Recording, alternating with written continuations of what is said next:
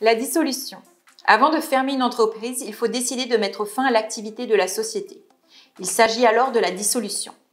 Pour décider de liquider une entreprise, il faudra tout d'abord convoquer les associés ou actionnaires en AG extraordinaire. Pour que la décision soit effective, il faudra une majorité qualifiée de vote.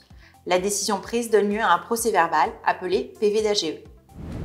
Il est ensuite nécessaire d'enregistrer le procès-verbal de dissolution. Il faudra ainsi respecter plusieurs formalités dans le cadre d'une dissolution. Enregistrer un original du PV d'AGE au service des impôts des entreprises, publier la décision dans un journal d'annonce légale, cela vous coûtera entre 130 et 190 €.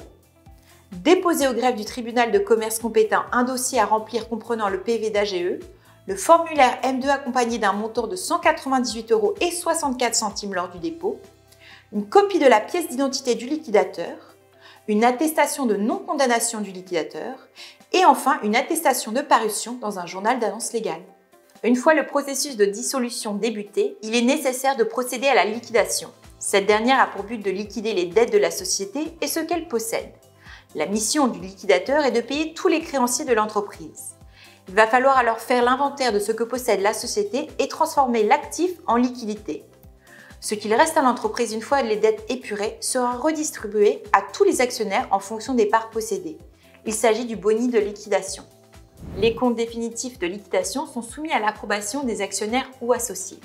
Pour finaliser cette liquidation, le liquidateur devra faire publier la clôture de liquidation dans un journal d'annonce légale, ce qui lui coûtera entre 130 et 190 €. L'attestation de parution sera transmise au greffe avec les documents qui suivent.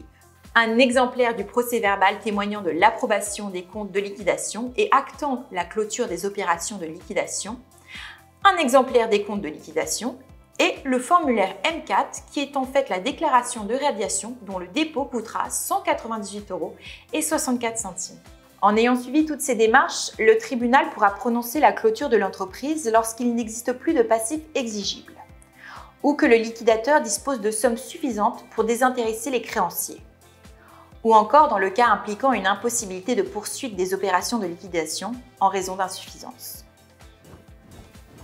J'espère que cette vidéo vous aura aidé. Et si vous avez besoin de plus d'informations, n'hésitez pas à vous connecter sur lestricolor.fr pour vous entretenir gratuitement avec l'un de nos conseillers.